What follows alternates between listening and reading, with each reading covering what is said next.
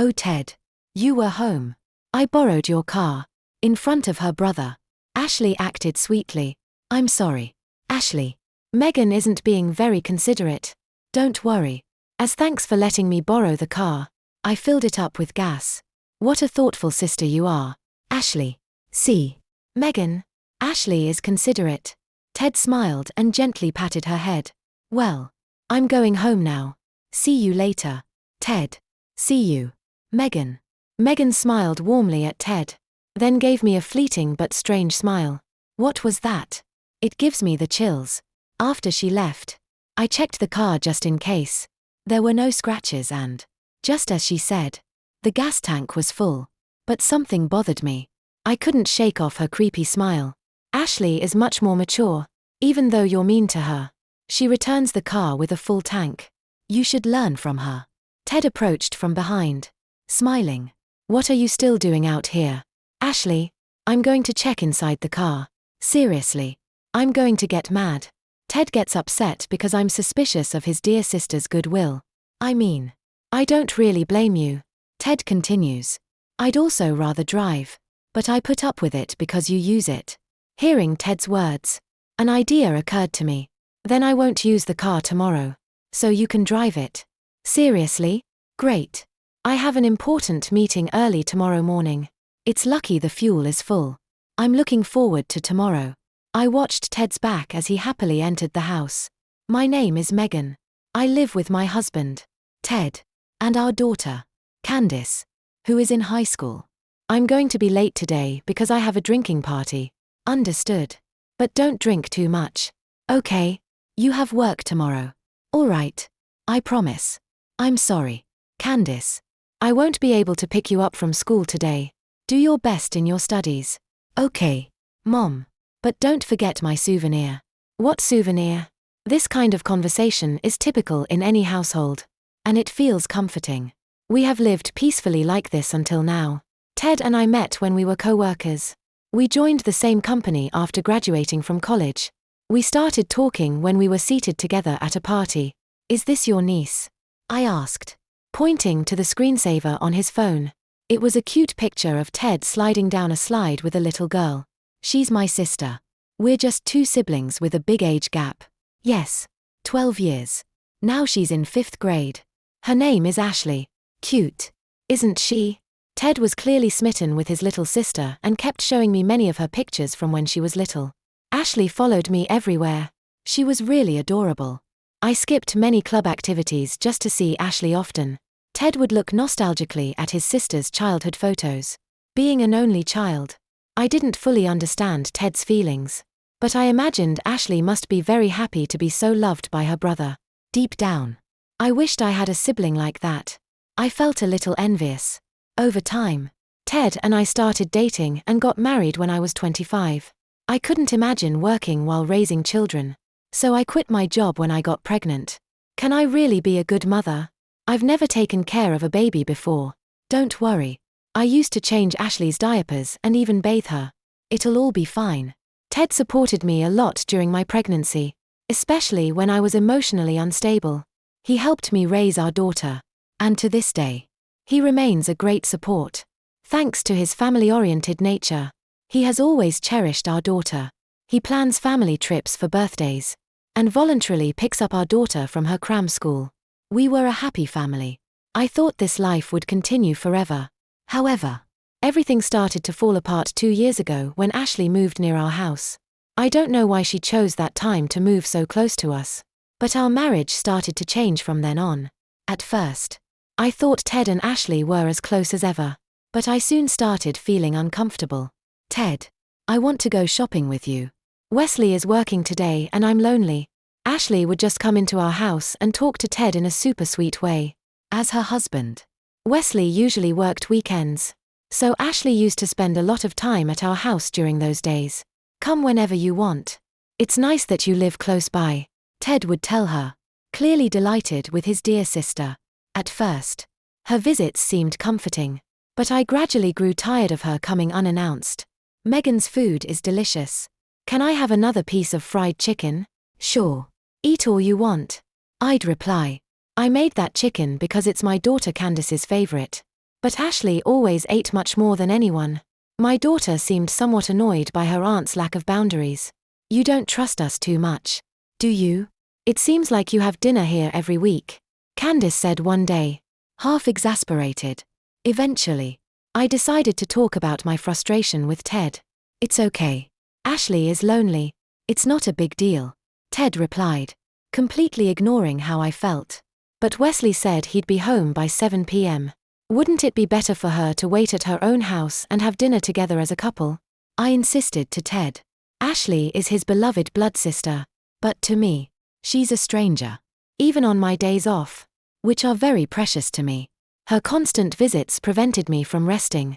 I wanted Ted to be the one to tell her. But Ashley only started coming less frequently after he got angry when I mentioned something.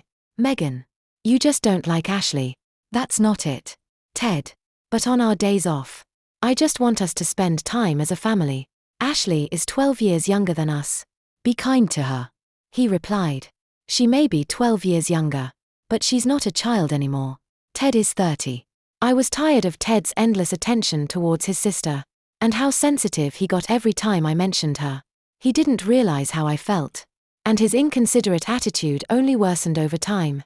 At first, Ashley came only on weekends when Ted was home. But gradually, she started coming on weekdays, too.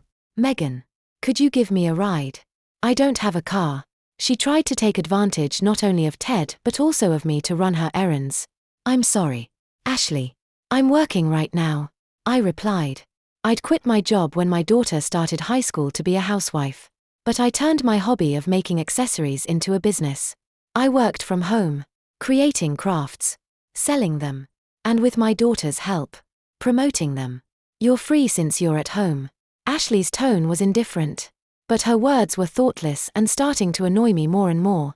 Then you could lend me the car. I didn't see any problem with lending it to her. I thought it was a small favor, so I agreed. But one day, I regretted that decision. Mom, did you hit the car somewhere? My daughter suddenly asked me when I went to pick her up from tutoring. What? No, of course not. It's just that the rear left side is dented. I was surprised. I checked the car when we got home, and indeed, the rear left side was dented and scratched, just as my daughter had said. Immediately, Ashley's face came to mind. She'd borrowed the car the day before. There was no way she wouldn't have noticed such obvious damage. However, when she returned the keys, she acted as if nothing had happened. She laughed and said, "I'm returning it. Thanks." Even if it were an accident, it would be normal to apologize. What was she thinking? I felt anger welling up inside me. I called Ted, who had just come out of the shower, and took him to the parking lot. What happened? Though, I just took a shower, Ted complained, slightly annoyed. Ashley had been asking to borrow the car frequently, and this time she dented it. Besides, she didn't mention anything about the damage. Ted stroked the scratch, speechless for a moment. It's okay. Ashley is an inexperienced driver. That doesn't matter. Ted. She damaged someone else's car. Not necessarily. Maybe it was an accident.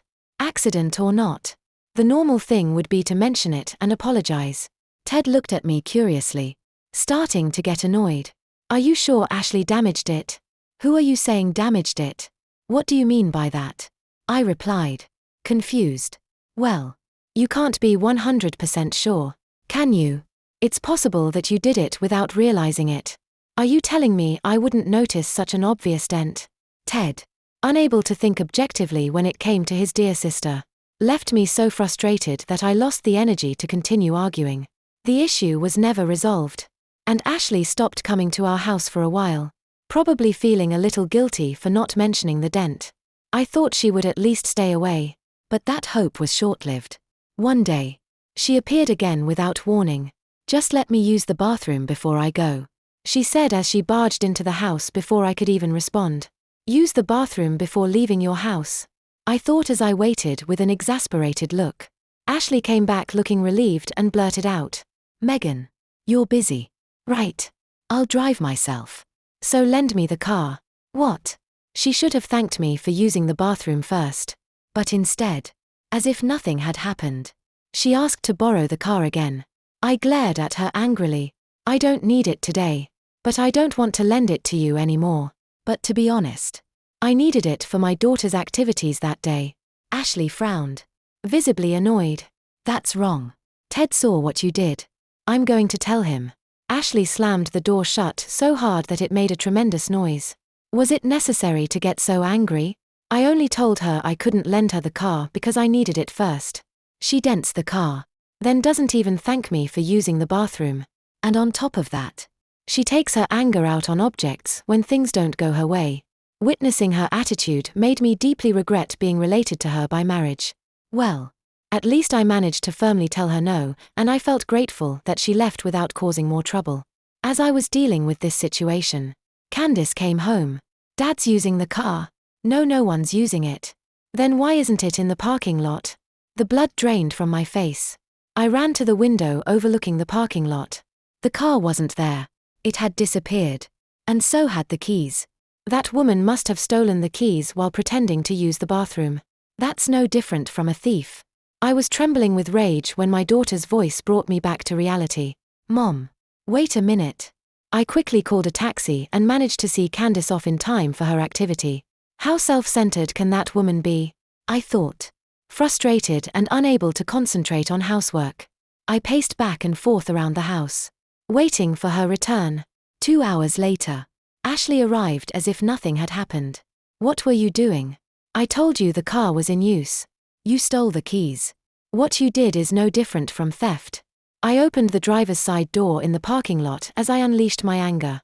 Ashley glared at me, and for a moment, her face twisted. But then, she scoffed with a snort. It's unseemly to yell and shout outside, she said brazenly. Who is the one who drove me to this state? Repressing my resentment. Realizing that further arguing was pointless, I decided to check the car. You surely haven't damaged it today, have you? I blurted out as memories of the past incident crossed my mind. What are you doing? I didn't hit anything. I'm a good driver. Ignoring her voice, I carefully inspected the car. It seemed that there weren't any dents this time. Oh, I need to go pick up Candice soon, I said to myself. But suddenly, the gas gauge caught my attention. Wait. What? The tank was almost empty. Yesterday, it was over half full. But now there's practically nothing left. I went on a long drive. Ashley snapped. I held back my anger and replied. I let you use the car. The least you could do is fill it up with gas. I need to pick up Candice now. And if there's no gas, it causes problems for the next person who uses it. Trying to reason with her is pointless. So I tried to explain as kindly as possible. You didn't need to be so harsh. But her reply left me frozen. I'm 12 years younger than you. Besides, Ted financially supports the house. You're really greedy. With that attitude, someday Ted will get tired of you. Saying that, she quickly left. She's immune to common sense. How can someone grow up to be so self-centered?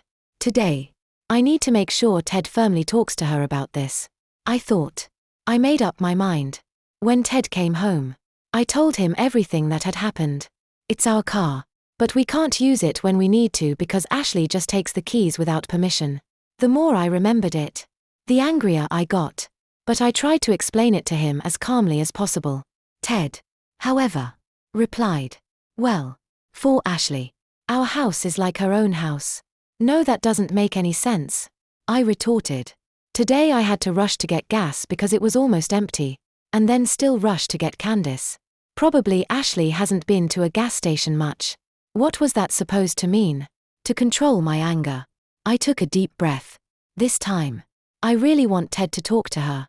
She needs to ask for permission before borrowing the car, and if she uses it, she should fill it up with gas. Even in close relationships, manners are required. You just have to overlook some things.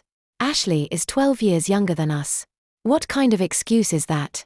I said to myself as anger exploded. She's 30 years old. She's a fully grown adult. It's not something to get so upset about.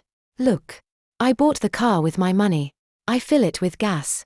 And as long as she doesn't damage it, I don't think it's a problem. Fine. It's your money. I couldn't bring myself to argue any further. There was a time when Ted was the sole breadwinner of the family. But I took care of everything at home as a mother and housewife, helping to keep the family running. When Ted brought his colleagues home, I entertained them and prepared lunch every day. I managed our finances. And now I even have my own income. Despite all that, hearing those words from Ted, who I thought was taking care of me and our daughter, I went from anger to despair. I've had enough. Just do what you want. We're not a happy family anymore, I realized painfully, and cried alone in the bathroom.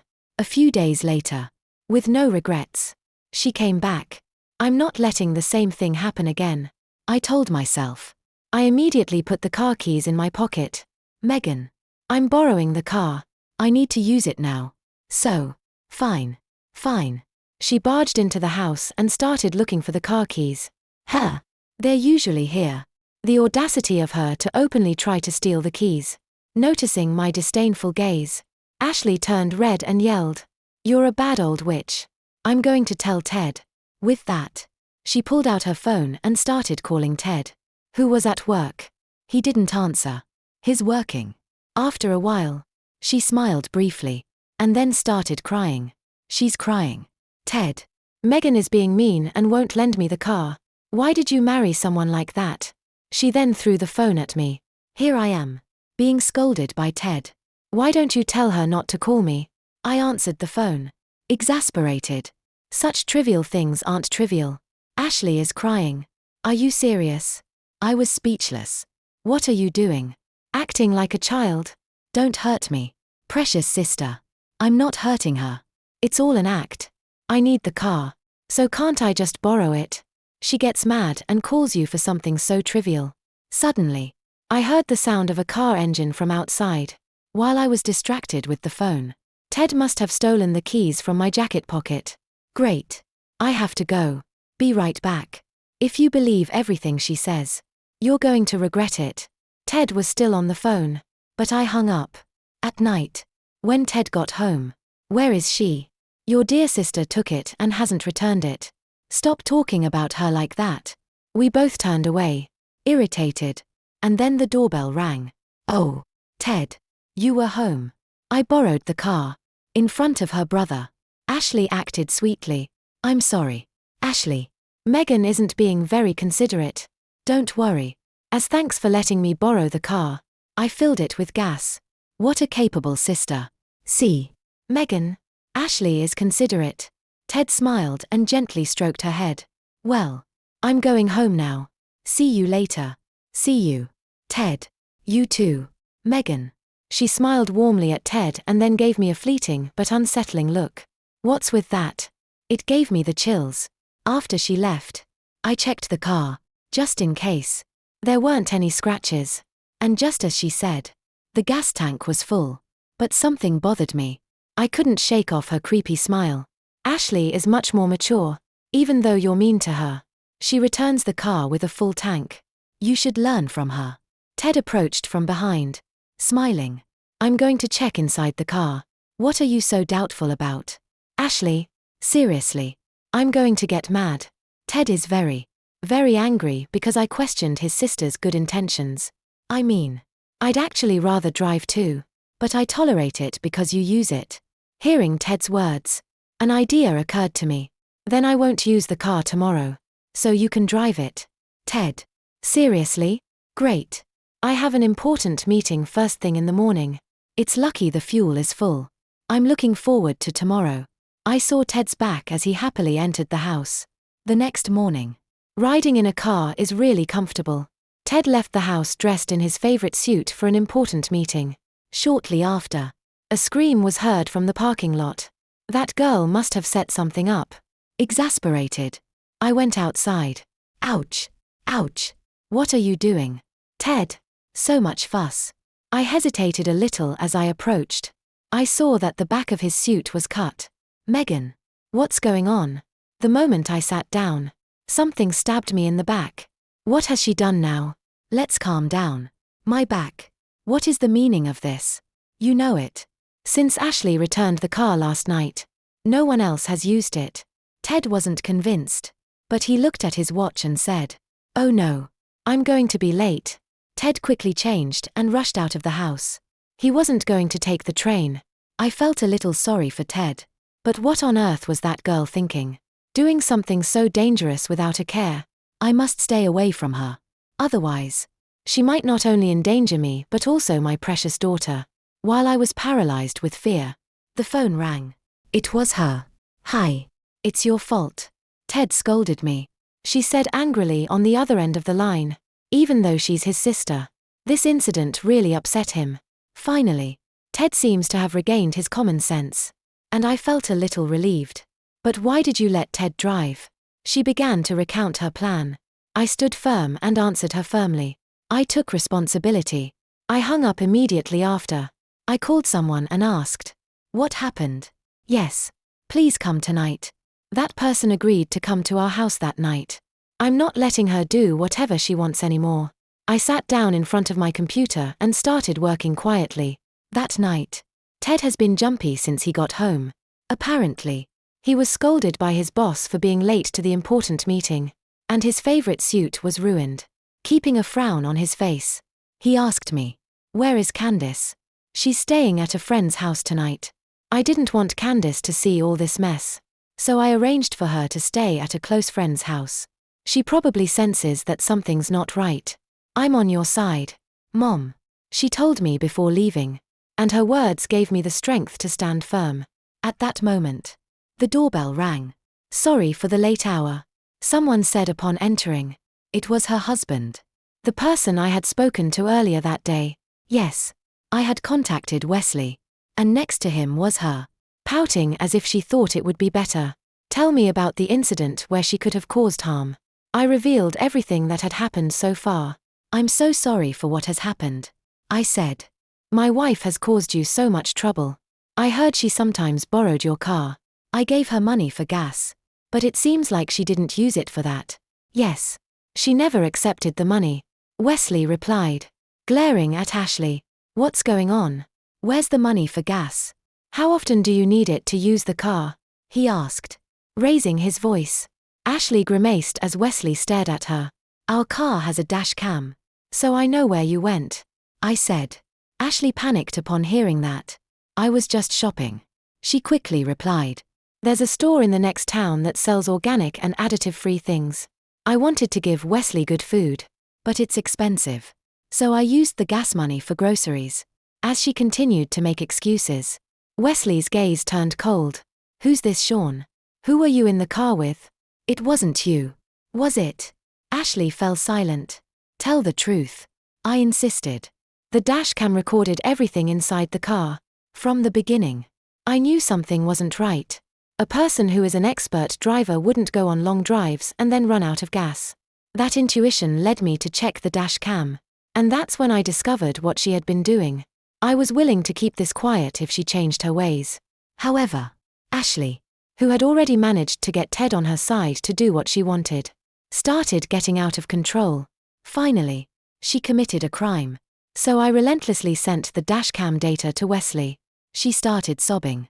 "It was just a little fun. It's because Wesley is always working and always toys with me." Crying, she glared at me. "You're truly the worst. It would have been better if you were the one who got hurt," she told me. "Give me a break," Wesley shouted, trembling. "Megan, I really apologize." Wesley apologized several times. He didn't do anything wrong. If anything, he is the real victim of her infidelity. I just felt very sorry for him. A person who can easily hurt others cannot be considered family. I never imagined that the person I loved would do something like this. He must be in shock too. My mind is a mess. I'm sorry. I need to go home first. "Wait, Wesley," I said. He took his hand off her and she was left alone, head down. It seemed she finally realized the gravity of the situation as she slumped over. She must have finally realized the magnitude of her mistake. But there was one more person beyond saving. Ashley. She's not at fault. Wesley is terrible. Ted easily lies, steals from others, attempts to hurt people with a weapon, cheats and betrays his partner. I felt that Ted, who still defended that woman, was just as dangerous as her. "Ted, what am I to you? No matter how irrational she is, you always take her side, don't you? Even with the affair, she is clearly at fault. So why do you defend her? Ted has been there for me through thick and thin. I counted on him to understand my point. But his reply was truly disappointing. After all, you're just an outsider. What's wrong with defending my sister? She's related by blood. Ted answered defiantly. That was it. I decided to end everything that day. The next day, I contacted my parents while Ted was at work. I took Candace and returned to my parents' house. A few days later, Ted realized we were gone and started calling me a lot. Reluctantly, I answered and heard a man over 40 crying and pleading, "Megan, I was wrong. Please don't divorce me." What's he saying now? I firmly refused his plea. I don't want to be with someone who doubts his wife and Candace. She doesn't need a father. I used to love the dad of the past. But I hate the current father who doesn't appreciate the mother. Rejected by his daughter. Ted was deeply shocked. But that was his own doing. From now on, we'll communicate through lawyers. With a lawyer Wesley introduced us to. We quickly agreed on how to divide the property and child support. A month later, our divorce was finalized. In the meantime, Wesley also told me that he had decided to divorce Ashley because her deception was the last straw. Wesley is claiming 22,000 pesos from her as compensation. I don't really want the money. I just want her to reflect. He told me. I feel the same way. I hope she seriously regrets betraying her partner.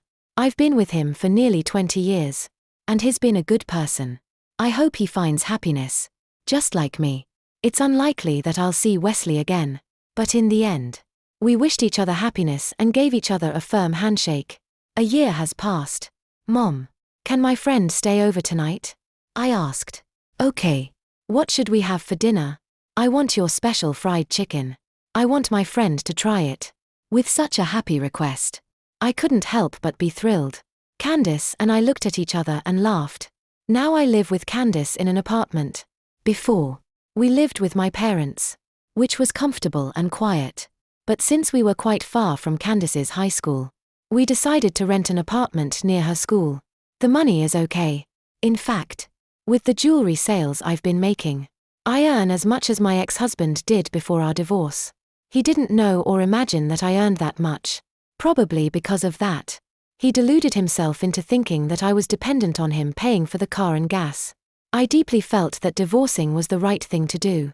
Ashley, the one causing all the chaos, was kicked out by Wesley and now supposedly lives in the small apartment where Ted is staying. Ted, can you lend me some money? She asked. She still doesn't work. She's taking advantage of Ted. Shameless. She's likely to repeat the same mistakes she actually made. She needs someone who truly cares about her and will seriously reprimand her. Not someone like Ted, who just spoils her. After the divorce, I answered a call from Ted only once. At that time, he finally realized how selfish Ashley's actions were. You made Ashley that way. Take care of your cute sister until the end. And please stay out of our lives. Since then, I haven't been in contact with my ex-husband. I'm walking a new path in life with my daughter, filled with unexpected, quiet, and small joys. Mom, I'll help you make the fried chicken. Really? I want to be able to make it just like you, Candace said. As we laughed, we stood together in the kitchen and then, surrounded by her friends, we enjoyed a lively dinner table. Life is so much better now. I'm so relieved that I divorced my ex-husband. I want to be like Mom, even though I'm just an ordinary housewife with no qualifications. When I said that modestly, Candace shook her head. You have a stronger sense of justice than anyone. You always point out what's wrong. I want to be a strong woman like you, she told me. She has been closely observing me. I felt a surge of happiness. I can't wait to see what kind of strong woman she'll become in the future.